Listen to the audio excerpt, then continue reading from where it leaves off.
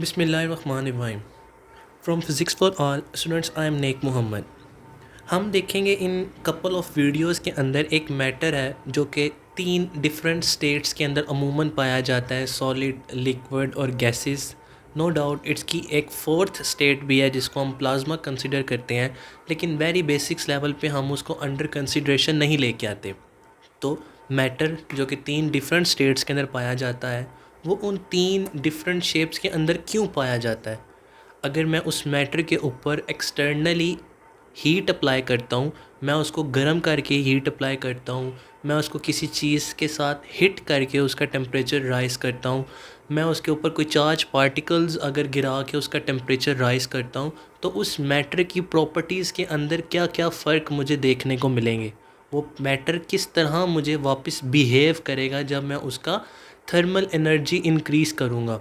तो ये तमाम जो बेसिक बातें हैं, इनको हम आने वाली कपल ऑफ वीडियोस के अंदर सीखने की कोशिश करेंगे, इनके वेरी बेसिक कंसेप्ट्स के बारे में समझने की कोशिश करेंगे।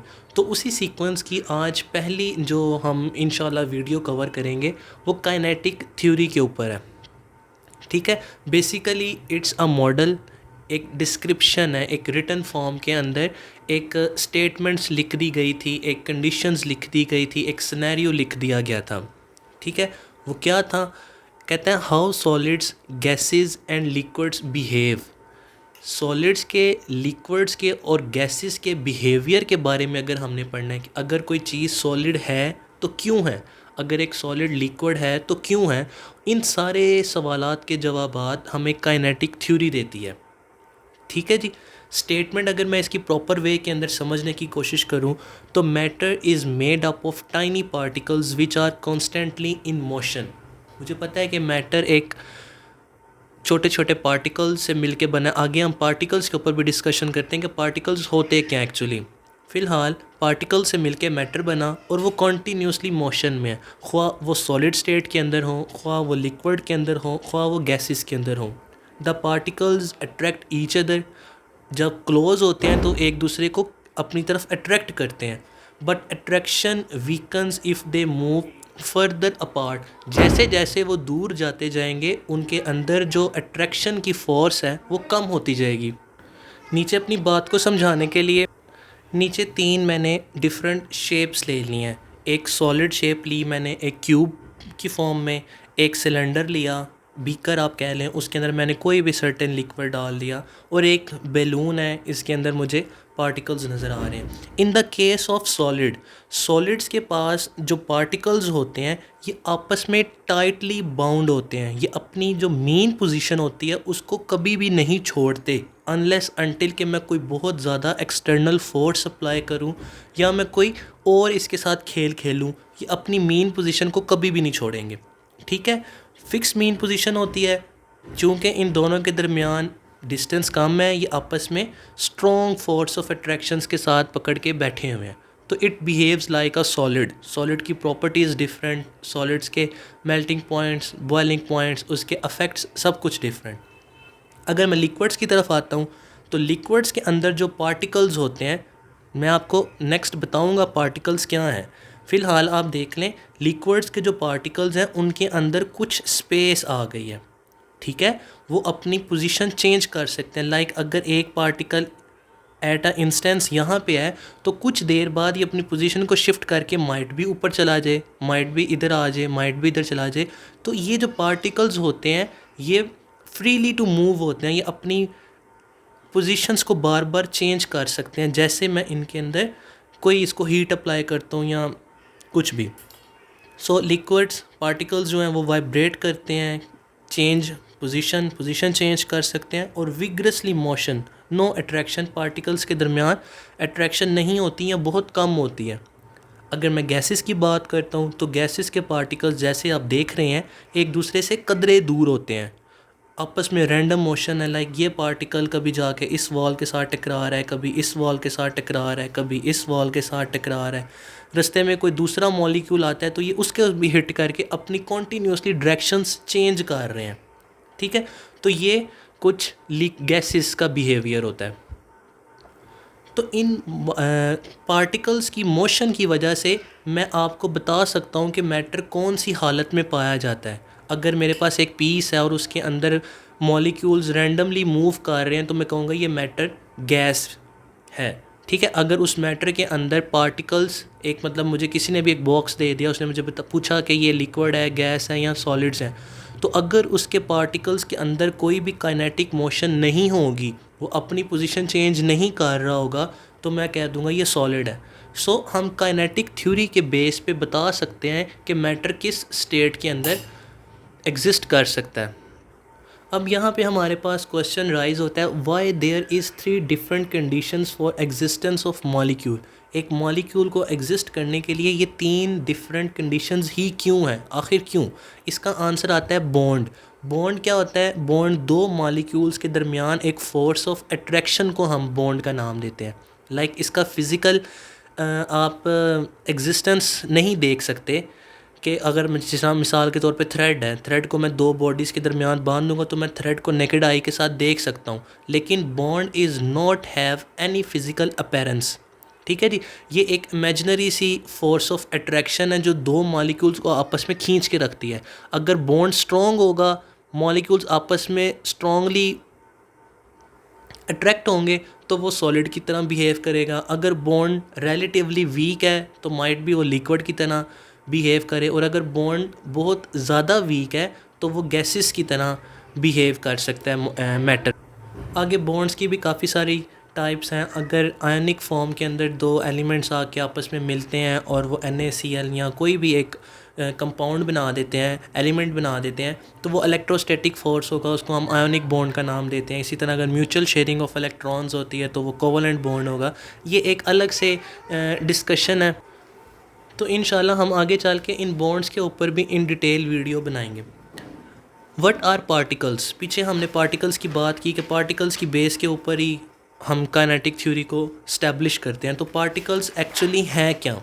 हम सॉलिड्स को भी पार्टिकल्स कह सकते हैं, लिक्विड्स को भी पार्टिकल्स कह सकते हैं, गैसेस को भी पार्टिकल्स कह सकते हैं।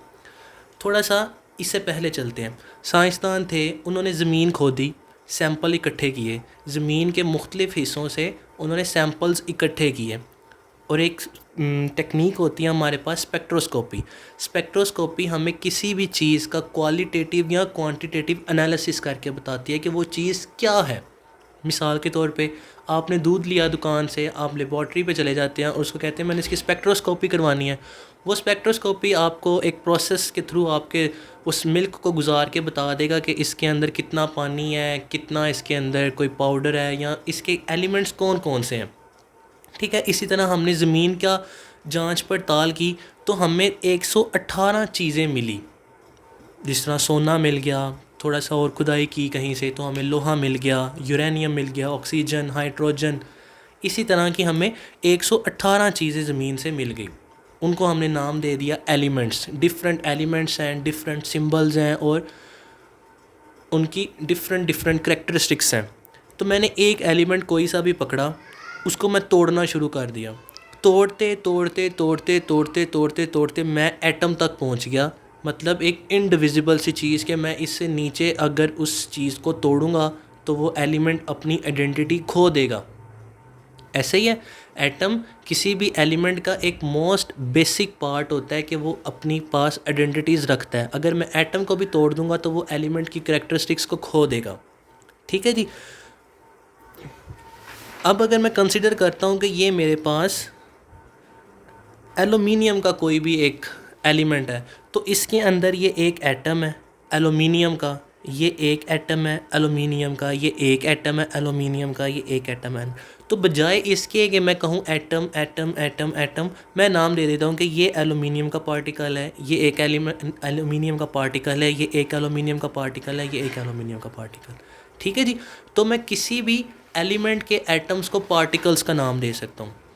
ऑन द अदर हैंड, अगर मैं दो एटम्स को मिला के ख़ुद से लाइक HCl बना लेता हूँ मैं, तो HCl का एक कंपाउंड ये भी पार्टिकल होगा। एक बीकर है, उसके अंदर HCl है, तो इस तरह के HCl के बहुत ज़्यादा लाखों करोड़ों एलिमेंट्स अंदर पड़े होंगे, पार्टिकल्स पड़े होंगे अंदर।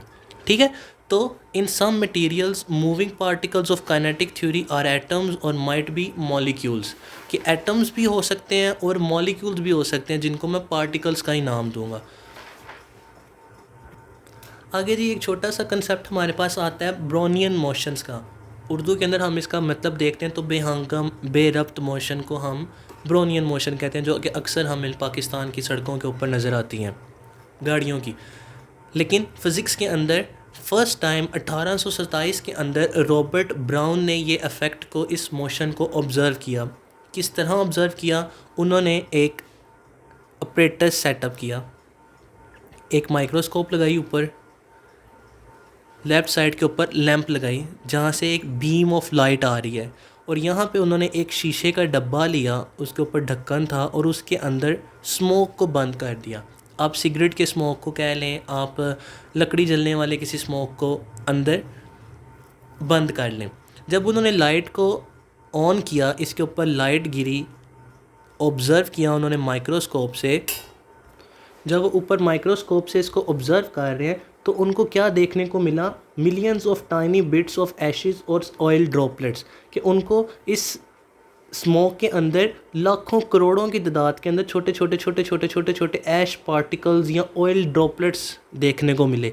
और ज़्यादा मज़े की बात ये थी कि उनकी मोशन ने उसको हैरान कर दिया। किसको? रॉबर्ट ब्राउन को। वो कैसी थी? लाइक एक अगर पार्टिकल है तो वो रैंडमली मूव कर रहा था।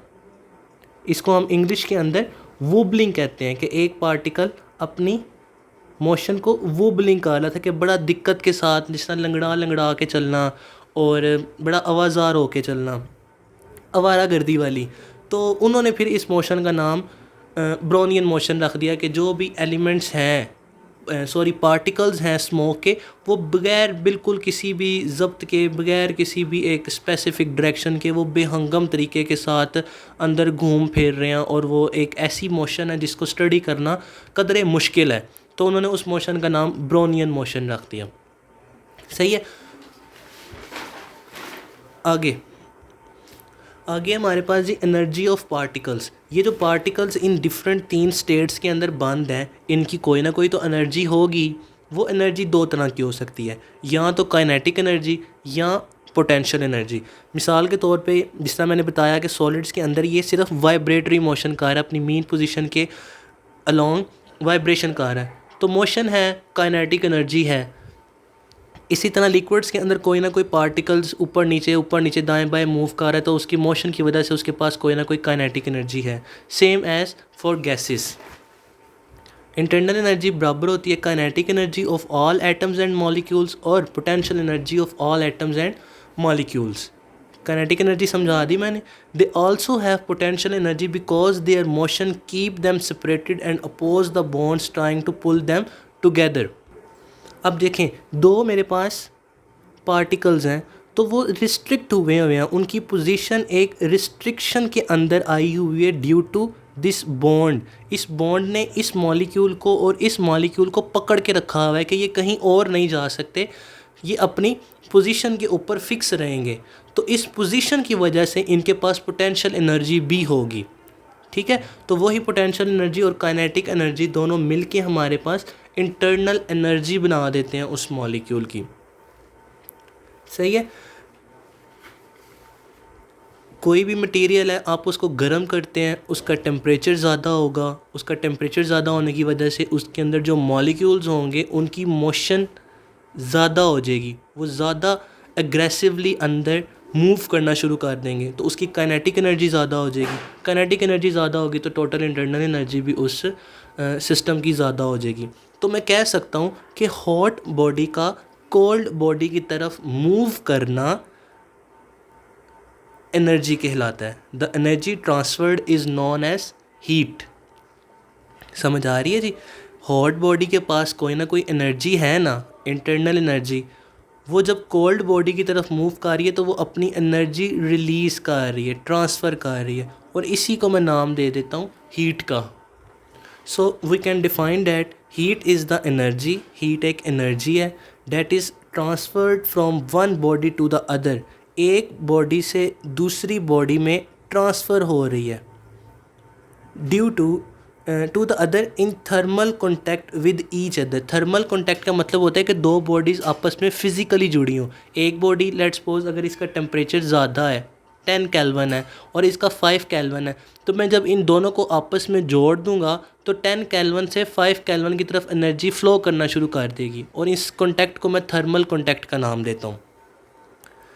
As the result of difference of the temperature between them, और ये हीट सिर्फ तब ही फ़्लो करेगी जब तक इन दो बॉडीज़ का टेम्परेचर डिफरेंट होगा। अगर इसका 6 है और इसका 5 है, फिर भी 6 से 5 की तरफ हीट जा रही है। अगर इसका भी 5 हो गया और इसका भी 5 हो गया तो फिर कहीं भी किसी भी डायरेक्शन के अंदर हीट फ़्लो नहीं करेगी।